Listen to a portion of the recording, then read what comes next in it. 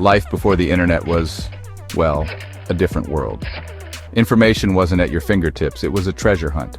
Conversations were face-to-face, and patience wasn't just a virtue, it was a necessity. Let's take a trip down memory lane and explore how we got things done in the days before Wi-Fi and smartphones. First up, the library. Imagine a giant building filled with and I mean actual books. Libraries were like the original Google, but with a bit more cardio involved. If you needed to find something, you had to look it up in a card catalog. Yep, drawers full of tiny cards that told you where to find a book. It was like trying to solve a treasure hunt every time you wanted to learn about volcanoes or how to bake the perfect chocolate cake. And don't even get me started on finding a seat in a packed library during finals week. Pure chaos. Encyclopedias were the MVPs of information back then. Picture this, 20+ huge books with all the knowledge crammed inside. Want to know about space? Flip to S, want to learn about ancient Egypt? Flip to E, want to know how fast a cheetah can run? That's probably in C. You just had to know your alphabet first. And if your family owned a set of encyclopedias, congratulations. You were basically the human version of Wikipedia to all your friends. Next up, schools and teachers. Teachers were the original influencers. Instead of filming TikToks, they'd stand at the front of the class writing on chalkboards and occasionally throwing chalk at students who weren't paying attention. It wasn't just about memorizing facts either. Teachers taught you how to solve problems, slowly, step by step. No Khan Academy tutorials to skip ahead. Oh, and if you didn't understand something, you had to ask. Out loud, in front of everyone. No anonymous questions on the internet to save you from embarrassment. Brave souls, those kids. And then there were friends and family. Got a question?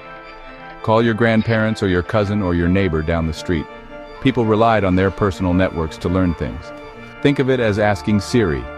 Except Siri was your Aunt Janet who told really long stories before finally getting to the point. Word of mouth was basically how people shared life hacks. If you wanted to know how to fix your car, you'd ask your mechanic friend.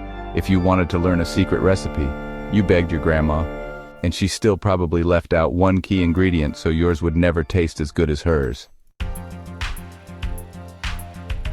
For news and current events, it was all about TV and radio.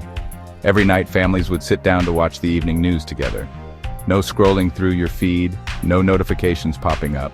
Just a half hour of serious faces telling you what was happening in the world. And if the signal was bad, well then, you spent 15 minutes wiggling the antenna like some kind of magician. Radio was another big deal, especially during morning commutes. You got weather updates, sports scores, and even quirky DJ banner to keep you entertained. Think podcasts, but living with way more ads.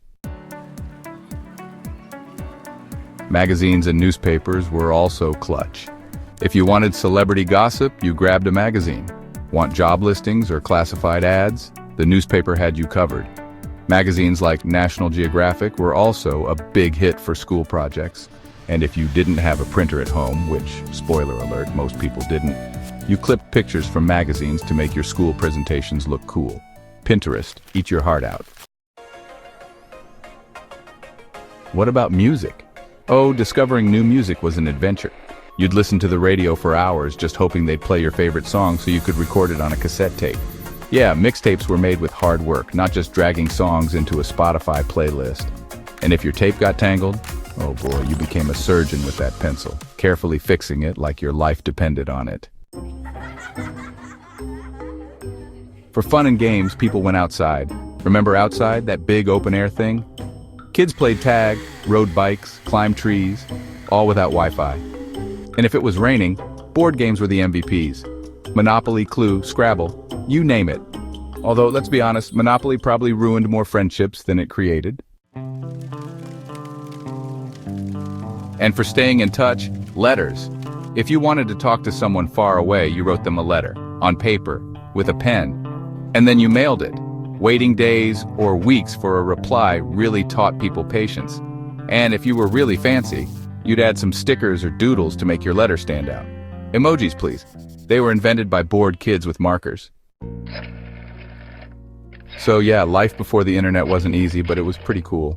People learned by reading, asking, listening, and doing, and maybe, just maybe, they were a little more patient and creative because of it. Okay, stay knowledgeable, my friends, and keep learning. And maybe visit a library sometime. It's like Google, but quieter.